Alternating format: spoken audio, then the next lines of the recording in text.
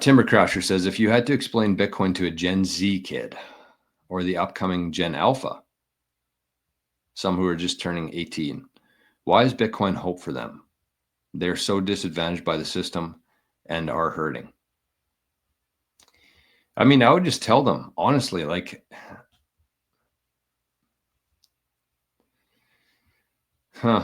let me think about this, because I want to give a good answer to this, because this is important. This is like the next generation of kids, and I really do feel bad for the people who are in this age. Anybody who's like between 15 and 30 right now, maybe 25, 15 to 25, they're in some trouble. I'm 35 now, and a lot of my friends, we were kind of like the last group, the last age of people who can actually afford to own houses. Like, most of my friends actually own houses because, we went to university, college, we got a job just like we were told to do. Most people, the housing market was probably half of what it was or is today. And so we were able to get houses. But for the Gen Z generation, it's like the only hope that they have, what I would say is just like, think about this. And it's hard for people without an understanding of Bitcoin to really understand what I'm saying here, which is kind of shitty. But if you could look historically at this though, and you could say, let's say that today you wanted to start saving. You wanted to save $50 a week for a down payment in a house. That $50, what's that worth? Let's use 100 for simplicity. So that $100 a week for a year would be $5,000.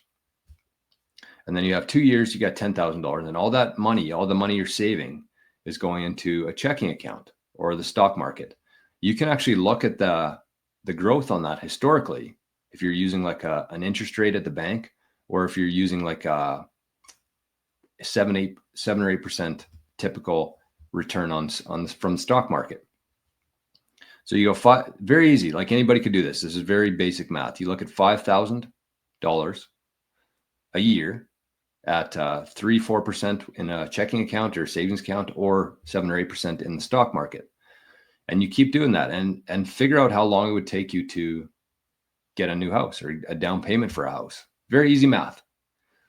And then you take the same $5,000 a year, you put that in Bitcoin. Every week, you put that in Bitcoin. And then you look at the historical returns of Bitcoin. I think it's like 50-60% a year. So just like very objective math here, very simple objective math. You can see which one's actually going to get you there. And it's not saving in your checking or your savings account or in the stock markets. It's saving in Bitcoin. Like, if you actually go through the exercise of comparing the two with objective numbers, it's very clear. You don't have to tell them it's decentralized. You don't have to tell them it's immutable. They're not going to care about that because they don't understand that at all. So you kind of look at what they want, which is for the most part a house, a down payment in a house. You look at what's happened historically for the last 10 years, and you look at what's going to happen this next 10 years very objectively. I think that that's the best way to do it. And once you actually show them the numbers for it, it'll be pretty obvious what they should be saving their time and energy in. So that's I would focus more on that than trying to explain Bitcoin to them, because, so it's tough, because when you're looking at baby boomers who have already put in the time and energy and earned all this capital that they have, whether that's in their house, stock market, pension, whatever, they've earned that. They put in the time. They've went to work for the last 40 years. They've earned that capital, and they have an advantage right now. They have an advantage. They can get a lot more Bitcoin right now with that capital. But the thing that they don't have is time.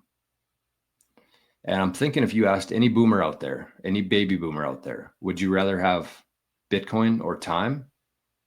I would say that 99.99% of them would say time. So yeah, it sucks that you're a little bit behind the 8 ball right now in terms of Gen Z, Gen Alpha, but you have time. And if you understand Bitcoin, if you go laser focused on Bitcoin, in 20, 30, 40 years from now, you're going to be light years ahead of anybody who's here today. So you're kind of like at the tail end of this where you kind of get shafted, but you have such a huge opportunity in front of you. And you have time, which is what anybody wants. So if you use that time effectively and efficiently, and you stay focused on adding value to the world and turning that value into Bitcoin, you're going to do very well. That's what I would say to that, to Gen Z.